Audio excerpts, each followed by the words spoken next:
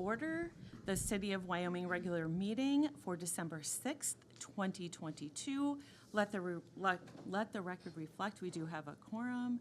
Member Luger, Member Onstad, Member Schilling, and Member Yeager and Mayor Iverson are present. Please stand for the Pledge of Allegiance. I pledge allegiance to the flag of the United States of America and to the republic for which it stands, one nation, under God, indivisible, with liberty and justice for all. Thank you, Member Schilling, for leading the Pledge of Allegiance. He is a veteran. Can you guys hear us okay? Good. All right. Open forum is an opportunity for members of the public to address the City Council on items that are on the agenda or may not be on the current agenda. Items requiring council action may be deferred to staff or boards and commissions for research and future council agendas if appropriate. You will be limited to 3 minutes, and we ask that you conduct yourself in a professional, courteous manner and refrain from the use of profanity. Failure to abide by this policy may result in the loss of your privilege to speak. What I'm going to do is ask how many are here for the public hearing and want to speak for public hearing, versus how many are here that want to talk right now in the open forum. Do you have anybody who wants to talk at the open forum besides what you've signed up for on this sheet of paper? Anybody? Looks to be no. Okay. So we'll move on to number 1, consider approving the minutes of the regular meeting of the Wyoming, Minnesota City Council for November 15th, 2022. If we have no questions or comments, do we have a motion to approve? So moved. We have a motion to approve by Member Schilling. Do we have a second? Second. Second by Member Luger. All in favor? Aye. Opposed? So approved. We are going to, our next on the agenda is the public hearing. So do you want me to read the resolution first or just read it first? We can actually just start with it, and then we can have the council go through when it's time to, we've done our due diligence and the council elects to adopt the resolution. All right. So with that, Mayor, if I may. Yeah. Mayor and council members, tonight we are going through our 2023 budget process. Tonight we've notified the public, appropriately set by state statute, that this is our budget hearing. We will have a presentation tonight. Victoria Holthos is here from Abdoak and Myers, and she acts as the city's finance director. She will be presenting to the council tonight to just give the summation and overview of our 2023 budget. And from there, we can open up the public hearing and allow our public to speak and ask questions regarding that. And then if council has any questions after that as well, to go through, where staff and Ms. Holthos will be happy to answer those. So. All right, great. Thank you. Just pulling that out.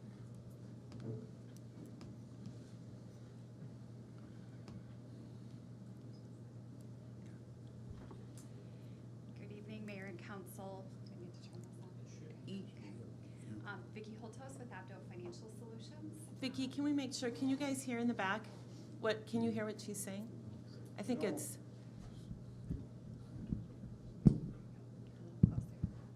Now we'll try it. Vicki Holthouse with Abdo Financial Solutions. As Administrator Linwood suggested, I'll be walking you through your truth and taxation or your public input meeting for your budgets night. I've had the pleasure to do this for the City of Wyoming a few times now, so it's always nice coming out to visit and walk through the budget and levy with you. I think it's helpful as we start out just to kind of do a refresh on the process that's kind of culminated in this budget document that you'll be approving this evening. Really, preparation for the 2023 budget started in about April, where we started putting together the position-based budget for personnel, started talking about some high-level priorities related to the 2023 budget, and since then, as the council is aware, you've had a number of workshops, and staff and department heads have gone through several revisions to ultimately put together this final budget that you'll be approving this evening. At the close of the public input session, we're recommending approval of the budget and tax levy so that it may be certified with Chisago County, and the appropriate reports can be filed with Minnesota Revenue as well. So I'm going to hit on a couple of things tonight. I'm going to walk through the city's overall tax levy And I'm also going to take a bit of a deeper dive on the city's general fund revenue and expense budget. We're spending some time there because the general fund is the largest operating budget for the city. And so with that, just digging right into the property tax levy, what council and the public will note is that this final budget document is a decrease from the property tax levy that the city council approved for prelim back in September.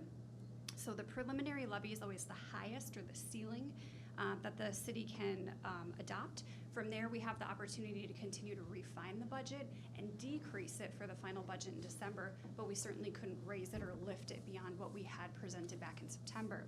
So when we talked in September, we were at a 9.71% property tax levy increase of about $466,000.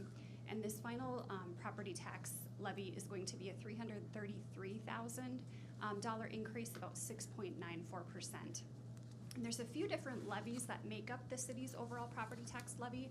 I mentioned that the general levy is the largest because the general fund is the largest operating fund that the city operates. Within the levy, we also have $10,000 set for the EDA, as well as some capital levies for the city's different capital replacement needs. And then we have 5 different debt service levies for bond issues that the city has issued for different public infrastructure projects. So along with that property tax levy increase, we also saw some continued growth in the city's tax capacity for taxes payable in 2023. In a lot of years, what we've been seeing in Wyoming is some tax capacity growth from new development occurring. And that's certainly the case again for 2023. But another factor that's happening for 2023 is we have seen a large increase in the residential values. And it's been my experience so far this year going through public input hearings that that's a lot of what folks are seeing and experiencing. And those are a lot of the questions that you'll have tonight. Because the way the valuation system works is it follows the market, right? And so we've seen increasing home sales prices. And so the valuation that the property tax assessors will use will kind of follow that trend. So really what's happening is not only are we having some growth in that tax capacity from new development, but also a little bit of a shift in the pie, where when you think about the city's overall tax base, you've got residential, commercial, industrial, and so really that residential piece of the pie has grown this year. You can go ahead and advance. So this chart just gives you a really nice kind of snapshot of the city's overall property tax levy for the last several years. The item in green, the street replacement fund levy, is something that we've introduced to start building some of those reserves for those necessary street infrastructure type projects. But again, you can kind of see the general fund levy here. Again, it being the largest service or operating fund that we operate, it certainly comprises the largest portion of the levy overall.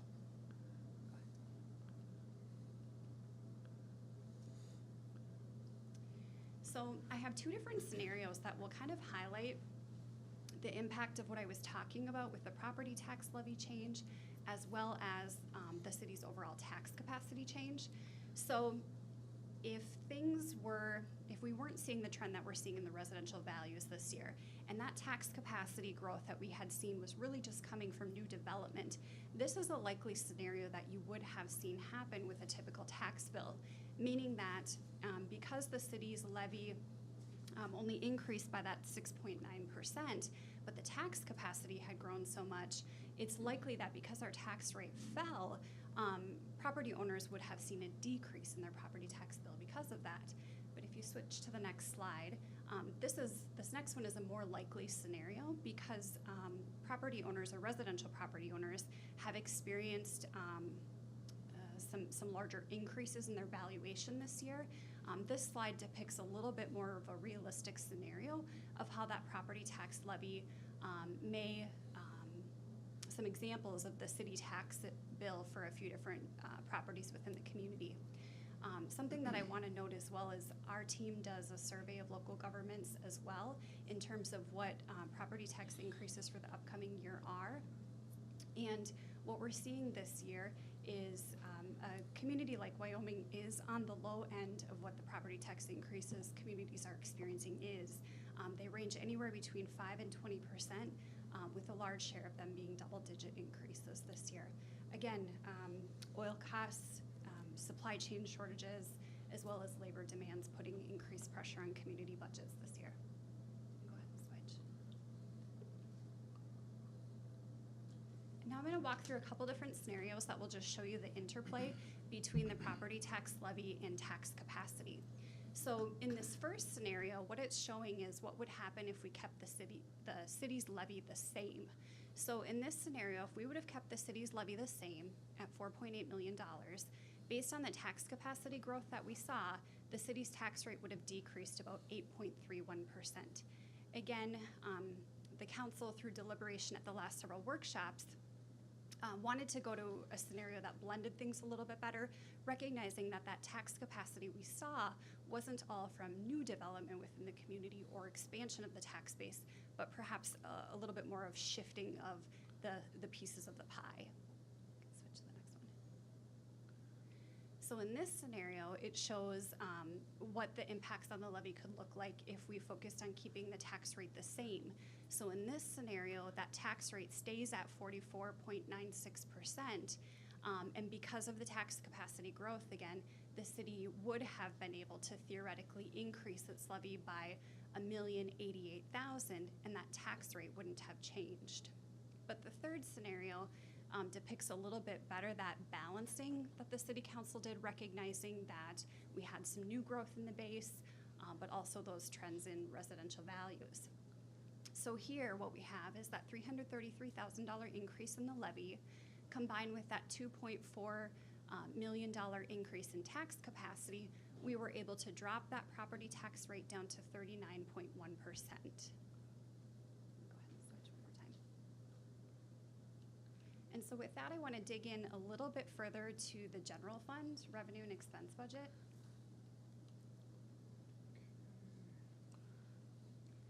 So the city operates a few different enterprises that function a little bit more like a business. Water and sewer are good examples of that, right?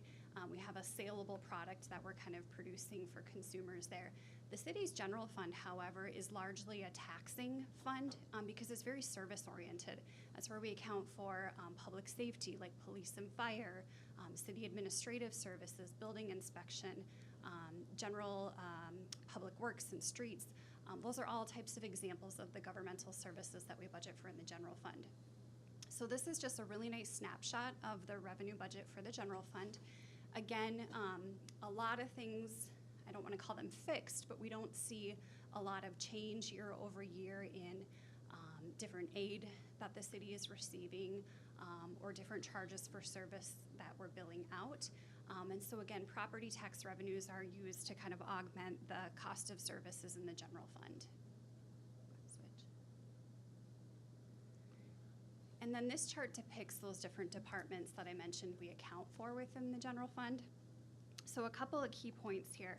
I mentioned earlier that there's continued pressure on oil costs, so we do have inflationary adjustments for motor fuels all throughout the general fund. Within the city clerk's department, some of our major changes there were adjustments just for wages and benefits related to COLA and step increases, but we also saw some growth in work comp and property casualty insurance rates. We also made some adjustments to contracted services and utilities. We are seeing some growth in utility costs happening as well. The elections budget, the major change there, of course, is that we don't have an election in 2023. Under the police department, again, we've got some adjustments that were made for wages and benefits, COLA and step increases. Again, we're seeing some increased rates on the work comp side and the property casualty side of things for the police department. It's of note that we did take out the CSO position that we had contemplated within the police department. And then a big change that we made this year is we did split out the police and fire budgets. You can see previously or historically the fire department had been accounted for within police, and so we've split that out this year and we're showing that separately. And then lastly, in the building department, we made some adjustments for training, travel costs, and then dues and subscriptions as well.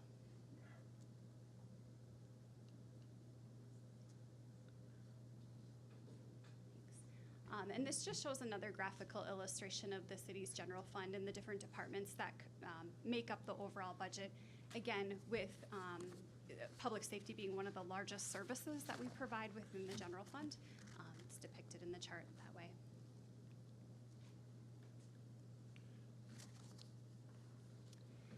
And so with that, I would open it up to any questions from the City Council, and I'm also happy to help answer any questions that folks attending tonight have as well. Okay. We'll start with a couple questions from council. Okay. Victoria, I'm just wondering if you could explain a little bit more about how the value of your house, who has the say in the value of the house, right? Because I think that tends to be the most confusing. And then I also just learned that there's a state statute on that as well. So can you speak to that? Yeah, I sure can. The city coordinates with the Chisago County Assessor's Office to do all of the valuations within the community. So valuations for taxes payable 2023, which is what we're talking about tonight, were completed throughout this past year. Over the course of the summer, that process was finalized. And I would actually defer to Administrator Linwood if you could talk just a little bit about how you handle local Board of Appeals and the timing of that as well. Certainly, I think that's some of the questions tonight. Due to that, I think a lot of the individuals that I've spoken with too prior to the meeting and during that was some of the significant increases that they saw in valuations for homes. Overall, Chisago County saw a 21.2% increase this year in home valuations, and as Ms. Hotha said, that's really to keep up. They have, by state statute, they're supposed to keep up to the market values of these homes. So what the assessor will do is they'll go through and do their diligence at the county side to really make sure that those houses are in line with the actual valuations of the market. That's their job, and they have to comply with the state statute for that. There is an opportunity that I've given to some of the individuals I've spoken with before the meeting to reach out to the county assessor's office to discuss that in regards to, you do have an opportunity there is an equalization hearing, but that's usually in April. And in regards to those valuations, that's an opportunity where you can come in and really ask questions to that assessor as part of that equalization hearing in regards to the valuation in your home. Otherwise, there is other options through tax court. By all means, you're welcome to call the county's assessor's office tomorrow, and you can talk to them, potentially make an appointment, or just ask some of those general questions and how they derived at the potential valuation they did for some of your homes. I know I spoke with some of you, and some of you maybe weren't 21%, but still quite significant, or maybe close to that. So that's really the option, and I'm happy I gave some information regarding the assessor. I'm happy to share that with the more individuals in the audience tonight if you'd like more information on that. Okay, and so mine went up 21.3%, so on that average. Mr. Lunan, maybe you can answer this. It's my understanding from our county auditor that if our assessors do not do their job, if you will, and assess, that the state then comes in and they do the assessments themselves. Is that correct? That is. Whoever wants to answer that. Oh, Yes. Doesn't matter. that would be correct, yes. They have, by state statute, they're supposed to adjust the homes appropriately to the market value. You're correct, and if they don't do that, the state will intervene and do that to make sure that they are. Okay, thank you. And I think the other thing, and maybe just explain a little bit more, is that the understanding that it may be a 6-point-whatever%, but that's spread among all of the residents, right? And if the house values did not go up, however percentage, everybody would be seeing probably a decrease in their taxes, correct? If it stays about the same. It's kind of a simple illustration, but basically, right? I would agree. Given the amount of new valuation that we've seen from the growth occurring in this city, that's more of a likely scenario as you presented. Yep. Right, okay. All right, that's all my questions. Let's go with Member Luker. Sure. My question is about LGA funds. It says in the memo here that LGA is set to decrease by almost $47,000. Can you talk to us about that and what impact that has on our budget? And perhaps why? And say what LGA is. Certainly. The city, along with every other community in the state, receives local government aid. And unfortunately, due to a special session not being completed, the city of Wyoming is one of the unlucky states out of our cities, out of our 800 and some odd ones. I think there was about 110 of us that had a reduction in our LGA from previous years. So we did have about a $47,000 reduction, unfortunately. In terms to our budget, that equals about 1% in our budget. So if we would have received that what we normally would receive from the state, we probably would have been about another percentage down. But it's unfortunate, and I don't know if there will be a special session. If there would be, hopefully we could get that back in our normal revenues. But at this point in time, I don't think that looks like a real good chance. Okay. Thank you. All right, Member Onstad. I'm looking at the pie graph, and I remember looking at one last year, and police and fire were together. And it looked like it, if I recall correctly, about 50% of the city's budget. Now that it's broken up, it looks like, police are a much smaller portion of the budget, but it's still about the same. It wouldn't be fair to say that all departments are about the same percentage of the pie? I think just judging by what we saw in the overall changes on the expense chart, that's fair to say. In terms of percentage, we'd be happy just to compare to last year's pie chart too and offer some feedback if there were any other dramatic changes. But yeah, year over year, there wasn't a lot of swing in the other departments. It was mainly the slivering out of the police and fire. All right, and Member Yeager. Mine's more about the resolution certifying the tax levy. What's the one about the 2015 AGO TIF bonds being adjusted? How does adjusting it down provide adequate cash flow? I can address that question, Administrator Linwood. Okay. So what happens every time a new bond is sold is there's an auditor's certificate filed with the county auditor's office. And so in each subsequent year, as the city certifies the levy to the county auditor's office, they're going to do a comparison between what's being levied compared to that certificate. To answer your question specifically, the city did engage us to complete a long-term plan for you. And as part of that analysis, we took a look at all of the bond issues as well as the related cash flows for them. And based on the forecast, we can levy slightly less than what was in that original transcript. And the reason that can sometimes happen, sometimes it goes the other way. And the reason that can sometimes happen is because the timing of how special assessment revenue comes in, other revenues that may become available for those bonds, those assumptions shift and they play out slightly different than what they may have looked like at the time that bond was certified and the sources and uses were analyzed. So. Okay. The other question I had, we have a budget report that's included in the packet. It all says calculations as of June 30th, 2022. Is this up to date?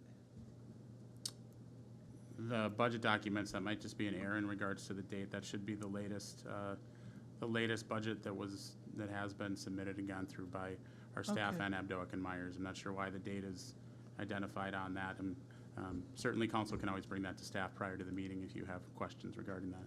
I just put it, I had so many questions prior to the meeting for other things that I just kind of okay. added this onto it. But I just noticed that just the date was off and, Yeah, I think it's Did probably know. just a typo. okay, thank you. All right, and Member Schilling.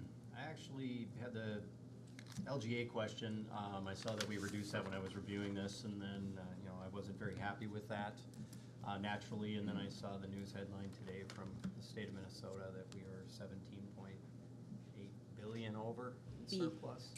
Billion. So that was a little frustrating on my end, but I don't have any additional questions at this time. So. Okay, so with that, we can go into our public hearing.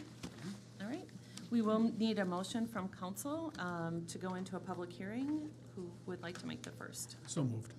We have a first by Member Onstad. Do we have a second? Second. Second by Member Schilling. All in favor? Aye. Opposed? We are in public hearing, so if you'd like to come up, I have several people on here regarding the taxes. I'm not sure if you wanted to come up and speak and ask your questions, but the first one I have on here is Jim and Cheryl. No questions, okay. And Vicky's on here. Okay, Mark is on here for taxes. Merlin? No? Okay. Travis and Paula, come on up. You want to come up and state your name? We've got your address, so if you want to just state your name, that'd be great. Sure. Travis Dye. Yeah, my address. Thanks for the opportunity. My question pertains to the 21.3% increase in the timing. I understand, some of the dates that are thrown around. I don't understand when the values are actually set. But knowing a year ago, I probably agree with the 21.3% increase. But knowing throughout the year the increases in the interest rates throughout the country, as set at the federal level, now I question that 21.3%. And I saw our value increase, and I doubt that we could get that amount for our home. So my question pertains to timing. Would there be an adjustment now on the demand side, since the demand is down? I don't know if the 21.3% is accurate anymore.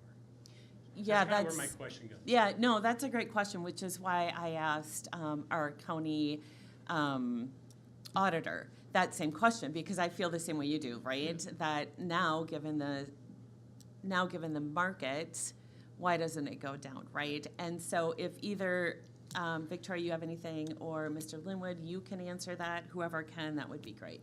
And I think it's a really great question in regards to that. And the county, throughout the year when they do that, they use county real estate sales is what they use to factor that, and really use some more dynamic, granular, that I'm not super familiar with, but mills that they'll go by and go through that process. But they do it throughout the year, and obviously to lead to your evaluation that you receive. But it's a good question in regards to, with the changing in the market with the interest rates. Is that valuation really completely accurate to this? They probably won't do anything else, and at that point, it'd probably be a better question for the assessor. Maybe Ms. Hothhaus has a better answer than I do, but into when they'll be reevaluating those, most likely they will be doing that again next year. But certainly, I can provide you with that assessor information, but I understand the question to, how can you have, per se, the latest and greatest when maybe they valued your home and going through that process in July, and then you have some market conditions that have changed, and are you saying it's still, is the valuation still appropriate? And I don't know if you'd have anything to add.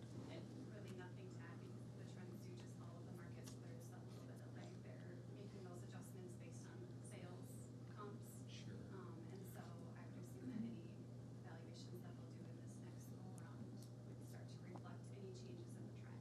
So the chance of it going down is possible. Oh, yeah. Yes, Yeah. it can always go Absolutely. down, yep. Yep. And I can provide, if you'd like information for the assessor, I can certainly provide that to you. I have it. Thank you. Okay, Yeah. got it. Thank you. Those are great questions. I know all of us up here asked those too, because it's just, I had to understand that the state is the one that actually is the one saying that if you don't do this, then they're going to come in and do it. So, and that was interesting for me to learn that. And then we have Dave. Did you want to say anything? Dave Christensen? Nope. Okay. All right. Is there anybody else who would like to speak? Any questions whatsoever to help you understand? No? Okay. All right.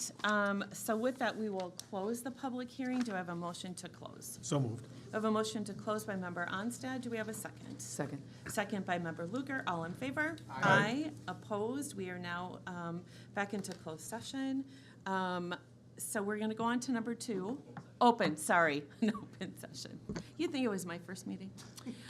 Okay, so number 2, we're going to go to on our agenda to consider resolution. I'm going to ask this first. Are there any other questions before I? No questions. No other questions, okay. To consider Resolution 2212-113, a resolution certifying the 2022 tax levy collectible in 2023. So there are no other questions. With that, I need a motion to approve. So moved. Motion to approve by Member Schilling. Do we have a second? Second. Second by Member Luger. All in favor? Aye. Opposed? Nay. So approved. Before we go on, I just want to say thank you to the staff. We're working really hard to get down that first number down to where we're at now. That was really difficult to do, so thank you for that. Number 3, to consider Resolution 2212-114, a resolution approving the proposed 2023 expenditure budget by department. Mr. Linwood, do you have anything you want to say on that? Don't have anything to add to that now. Okay. Any questions? No questions. Okay, so we need a motion to approve. So moved. Motion to approve by Member Schilling. Do we have a second? Second. Second by Member Luker. All in favor? Aye. Opposed? Nay. So approved. On to the consent agenda.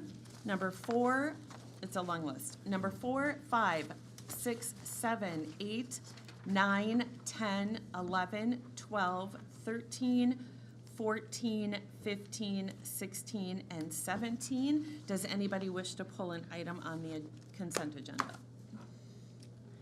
No? The only thing I'm going to say, many of these are accepting the donations for our annual tree lighting, and I want to say thank you to all our businesses for that. We do need a motion to approve, again, consent agenda 4 through 17. Do we have a motion to approve? So moved. We have a motion to approve by Member Luger. Do we have a second? Second. Second by Member Onstad. All in favor? Aye. Opposed? So approved. Acknowledgement, receipts of reports of officer boards, commissions, and department heads. That is number 18, 19, 20, 21, 22, and 23. Does anybody wish to pull a report? Seeing none, we will move on to new business number 24. To consider resolution 2212-124, a resolution approving a site plan review application at 5201 260th Street, property ID number 21.00468.32. Mr. Weck, are you starting with this one? Yes, ma'am. Madam Mayor Thank you, and- Victoria. And council members, Rosenbauer, Minnesota LLC, do you be able to get the PowerPoint up? Apologize, if you want to start, Mr. Weck, I'm just, I know, I saw it die on you. yeah, it did. But they're looking to do a cold storage building with the fabric as the exterior surface. So they're requesting a variance for the architectural standards for the material that the building will be created out of. They're requesting an impervious surface variance of 80% and then site plan approval for the stormwater in the building itself. The Planning Commission and staff are recommending denial of the variance for the architectural standards. We are recommending approval of the variance for the impervious surface area. During the public hearing, questions from the Planning Commission to the applicant about the building and its temporary status. Basically what came down to, the applicant is looking at a more permanent solution. So as a condition,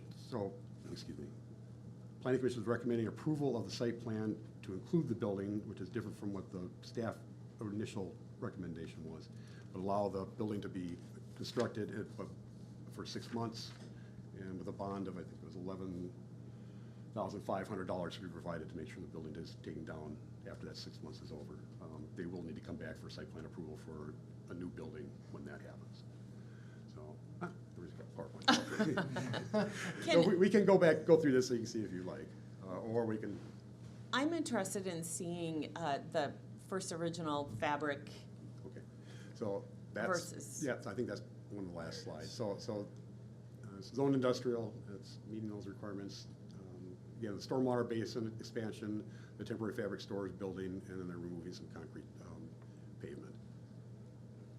That is the setbacks. The only thing that they're not complying with would be that 80% requested impervious surface coverage.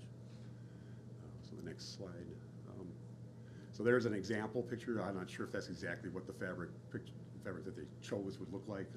The salt shed at the township, Old Town building.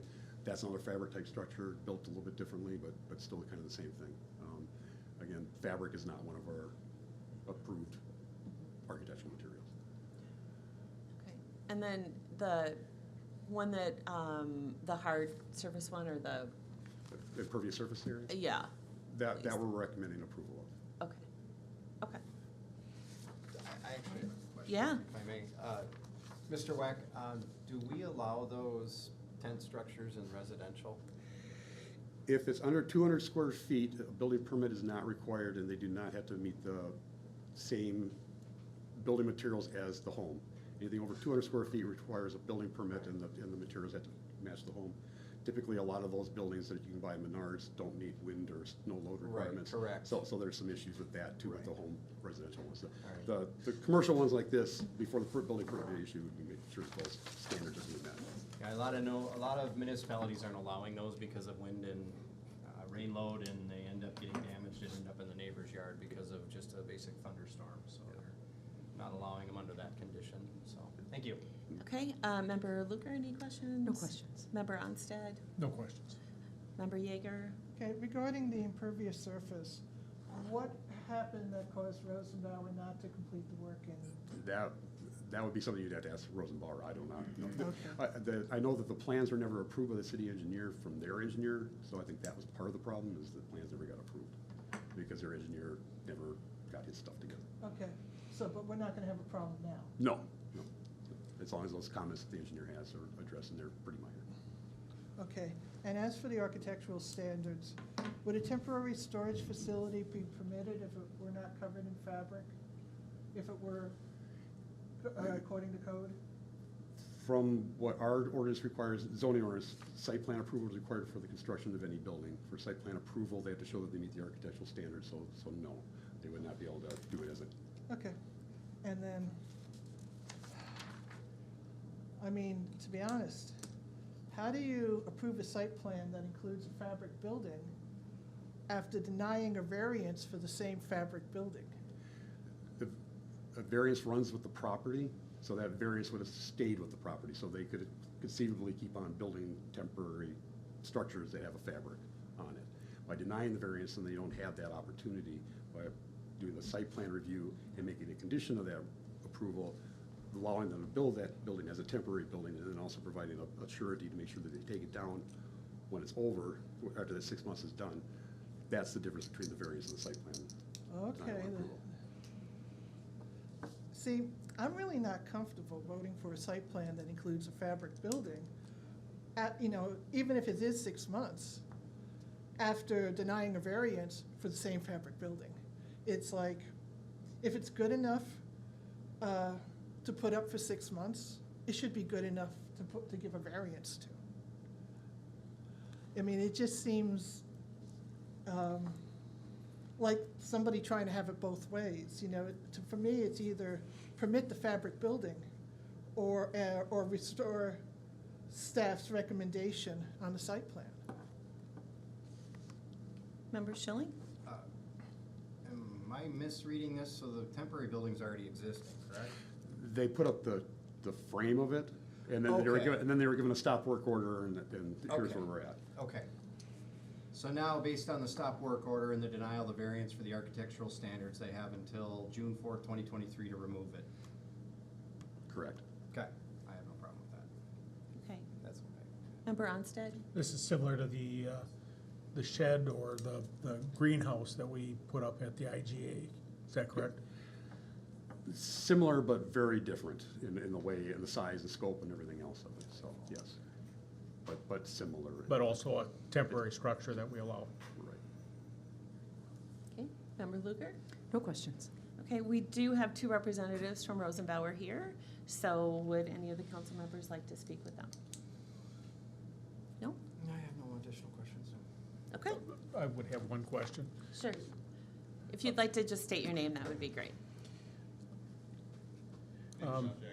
I heard you talking about the need for staging equipment, that it's been hard to get equipment delivered on time lately, and that this structure will help you with production and getting product out the door. Correct. It allows us to build our weldments and store raw materials currently, because right now with the production upflow that we have, we're increasing our production levels.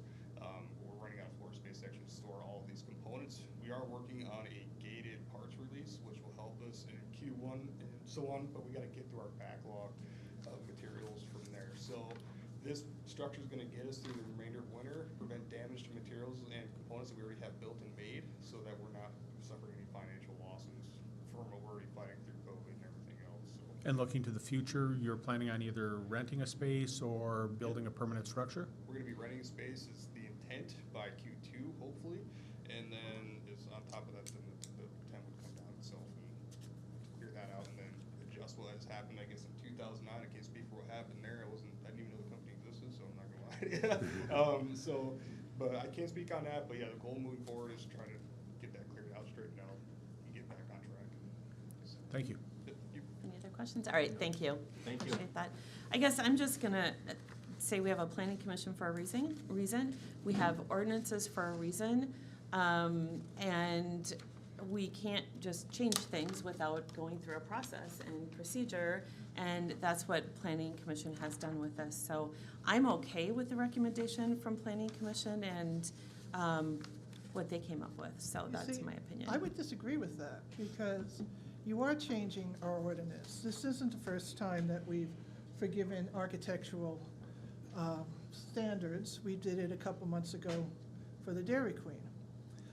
If we're going to change things as we want, why have a planning commission? Why have building and zoning? Because you don't follow, we're not gonna follow the recommendations. We're just going to adjust as needed. Member Schilling? I don't think we're really changing anything in this case, in my opinion. I think the building is already there. We're not allowing them to build it. It's already in existence. A work order has been placed. We just gave them a deadline, and it's very common in this time of the year for us to give a deadline outside into the warmer weather season. And as far as the Dairy Queen percentages, well, all we did was adjust some percentages of architectural materials, and then instructed us to bring that back to Planning Commission to revisit it, because we've run into that one a lot. Unfortunately, because as trends change, products change, we do have to revisit those. And in the Dairy Queen case, that was my interpretation of that, so. Okay. Mr. Weck, is it my understanding that in 2023, the Planning Commission, now that we're done with the comp plan, will be working on going through some of these ordinances and making changes and reviews? Yes, Mayor. Okay, because we have had to do some things, to your point, Member Schilling, that in 2015, material is different than what it is now, right? Absolutely. So, okay, let's see. We're on 24, right? We had a lot of conversation. So, we're on 24. All right, what? Good conversation. Yes, all right, so I will move to approve Resolution 2212-124, a resolution approving a site plan review application at 5201 260th Street, property ID number 21.00468.32. Do we have a second? Second. Second by Member Luker, all in favor? Aye. Opposed? Nay. So approved. Number 25, to consider Resolution 2212-125, a resolution approving a variance for Section 40-4604A, maximum total lot coverage, to allow an impervious surface area of 80% instead of the maximum allowed at 75% at 5201 260th Street, property ID number 21.00468.32. We've kind of went over everything. Does anybody else have any more questions? All right, no further questions. I will move to approve Resolution 2212-125. Do we have a second? Second. Second by Member Schilling. All in favor? Aye. Opposed? So approved. Number 26, to consider Resolution 2212-126, a resolution denying a variance to allow the construction of an accessory building not meeting the exterior building material architectural standards at 5201 260th Street, property ID number 21.00468.32. Do we need any more? No? All right, no more questions? All right, I'll make the motion to approve Resolution 2212-126. Do we have a second? Second. Second by Member Luger. All in favor? Aye. Opposed? So approved. Number 27, to consider Resolution 2212-127, a resolution authorizing offers for the purchase of real property for the improvement of right-of-way located on East Viking Boulevard. Mr. Erickson, will you be speaking to this? Yes, I will. Thank you, Madam Mayor and members of council. The last city council meeting, we were authorized to move forward with preparing plans and specifications. Previously, in our feasibility study, we did identify the potential need for 17 parcels that may need additional right-of-way from what we have today. Through that design process, we have narrowed that down to 4 parcels. We have worked with an appraisal firm to identify the value of the land and the taking of other amenities, if you will. And they have completed those in accordance with uniform standards of professional appraisal practice. I will say that these are state aid eligible reimbursements, so we do have a state aid account, and so those costs for this acquisition would be reimbursed by the state. We are recommending the approval of the resolution 22-12-127 for approving the offers or authorizing the offers to purchase that property from those 4 property owners. Again, we have eliminated a significant amount of those through the design process. There will be some other properties that we do deal with a right of entry just for kind of blending in where it would go a little bit past the right of way, and so we'll work with those properties on that, but that would not be a compensatory item that we would offer, and so we're just simply this evening asking for authorization to present those offers on those 4 parcels. A number of those parcels along that entire corridor do have public right-of-way where we don't need that. These parcels are some of the older parcels on the east end of the project and on the north side of the roadway where the property lines actually extend to the center of the street. And so we do have what's called prescriptive rights, where we have the right to use and maintain and operate what we have, but we are intensifying that use. We're adding sidewalk, we're widening and things of that nature. So it is something that we do need to acquire in order to complete the project as proposed, and so staff is recommending moving forward with the approval of the resolution should council agree. Mr. Erickson, just kind of a quick question, especially with our audience out here, state aid. Can you just state what that is and how that works with our project? Yeah, so the city of Wyoming has the good fortune of being a community of population 5,000 or greater, which allows us to be eligible to be a state aid community. And so what that means is there is a number of funds that are collected through gas tax revenues. There's a formula that gets distributed to all of the communities. Those gas tax dollars get distributed to a number of communities, as I mentioned. There's a formula, and it's based half on population and half on needs generated by your system. And so we have a number of roadways. 20% of our total roadway length in the community can be state aid eligible, and so they have a system of requirements in how we lay out that system. This happens to be a roadway that does fall within that state aid system that we've allocated, and so we do receive gas tax dollars towards our construction account, and so we receive those annually, and so we have to build roads to those specific standards that state aid allows when we have the use of their funds, and so that is a little bit of an explanation of what that state aid project means. Okay, I appreciate it. Thank you. Questions? Member Yeager. So you haven't presented this to the property owners yet? We have not. We've had a number of meetings and discussions with those folks, but we have not presented the offers to those individuals. What happens if they're not agreeable to the offer?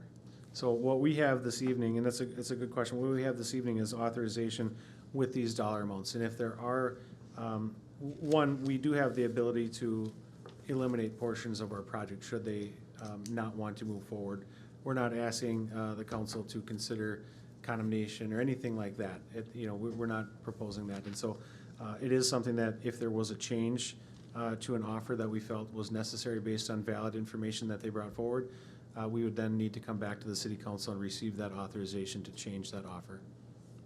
Okay, but if they totally said no, we would reduce the scope of the project rather than go for That would be condemnation? that would be a decision to come in the future. I don't know that, that would be a council decision at a future date. But I think the discussions that we've had, I don't know that there's been any negative feedback about the project. I don't expect that, but we'll certainly have those discussions here in the very near future with those property owners.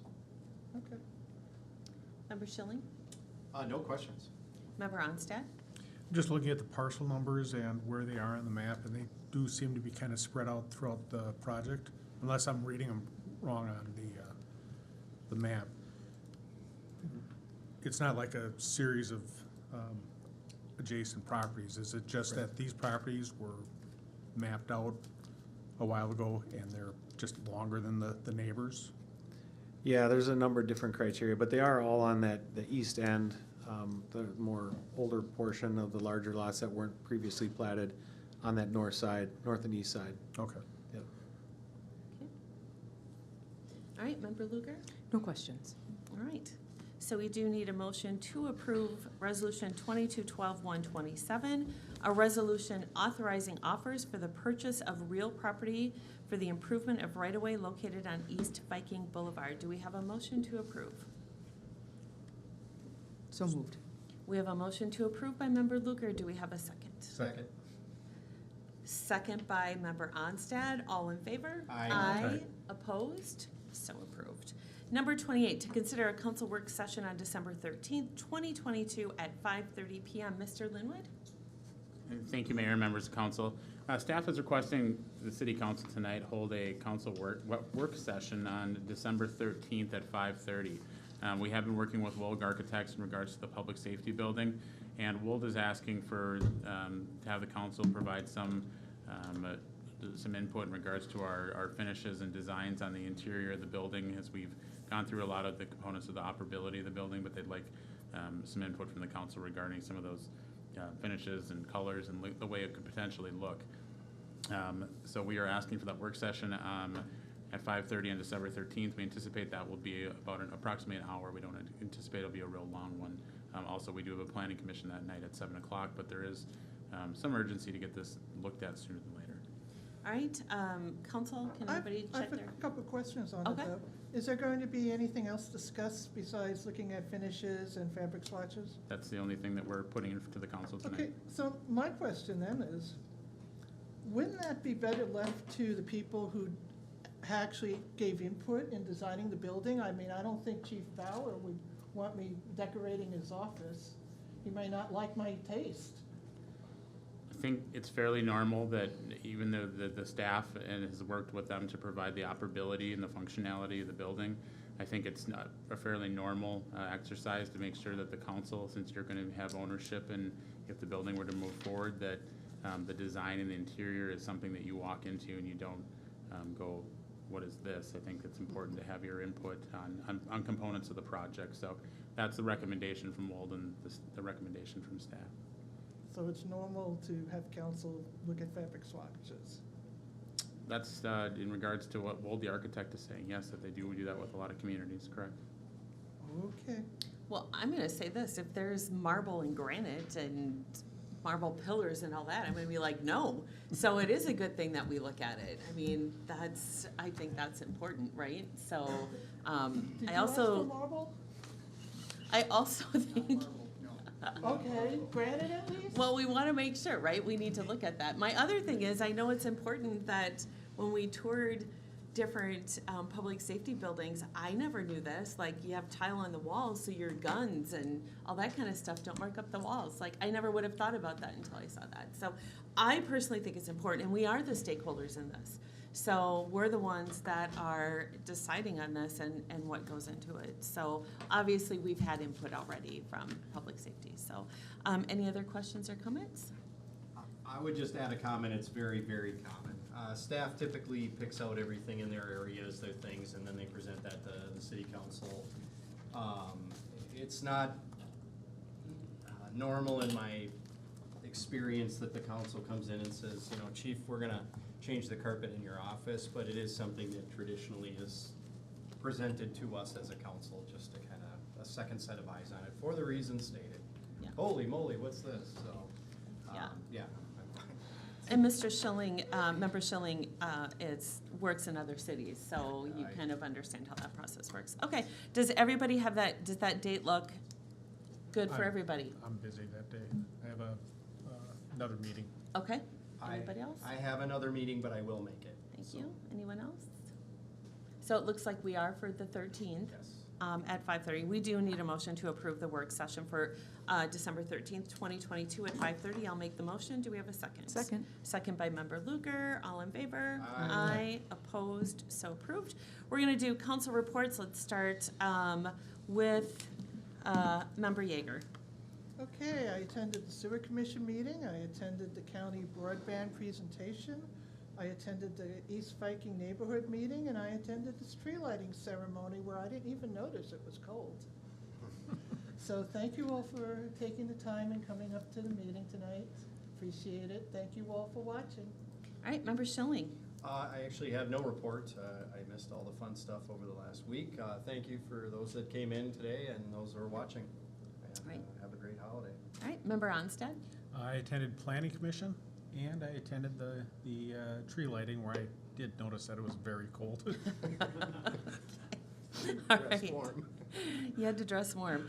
All right, and Member Luger? I attended the tree lighting ceremony and appreciate all the work that went into it from city staff, as well as our public safety staff, and as well as the contributions from our local businesses and community members. Yeah, it really was a fun event. I also attended the Park Advisory Commission meeting last night, and thank you all for coming and for those who are watching. All right, I'll start with the boring stuff first. I, too, attended the sewer commission meeting, the joint sewer commission meeting. I attended the East Viking neighborhood meeting. I can't read my own writing. And I did attend the park advisory meeting last night as a resident. And then on Saturday, I thought it was a great day for Wyoming on Saturday. We had, obviously, the public safety department with Santa Claus driving Santa around, gathering toys. And my understanding, was it 3/4 of the trailer was filled? Is that my understanding? It was a lot. There was a significant amount in there, especially considering how cold it was. Yeah. I was very surprised how much we were still able to collect and how many people were willing to run down their driveway and Or bring us chase things. down the Yep, fire right. truck, By right? some people, Or yeah, some right. people just chase down the Santa. So, okay, great, thanks. And before I go on with that, there is a food truck competition. Yes, we're in competition with North Branch PD again. We're each doing one day. We'll be at Bruce's Foods on December 17th. So we can drop off the heaviest food items possible Turkeys? because it is by weight. So, yeah. Yeah, we did not win last year, and I was not happy about that. So I'll be pushing that out a lot on social media as Thank well. you. Appreciate it. Yeah. Yeah. So, all right. So between that, and then we had Santa was at Fairview on Meadows. I attended that. That was through the Lions, and that was a lot of fun. There was kids in there, and the seniors absolutely loved it. And last but definitely not least was the tree lighting ceremony. And we see the product of that as we come into our city. Lots of great comments on that. Thank you to the staff. Thanks to everybody who really put in their time, public safety, public works, and then just our executive staff as well. And it was cold. So I'm just gonna say, it was cold. I had many layers on, but it takes a village to put all of this on, and I think it looks absolutely beautiful. So that is my report for tonight, and I appreciate everybody coming tonight. Any other further questions about the tax levy or anything else that's going on in the city, please feel free to talk to us or to staff up front here. We're always more than happy to answer any questions that you might have, whether it's here or somewhere else, so, or at a different time. So with that, who would like to make the motion to adjourn, or would you like to stay in session? So moved. All right, Member Luger would like to adjourn, so we have a first. Do we have a second? Second. Second by Member Schilling. All in favor? Aye. We are adjourned at 7.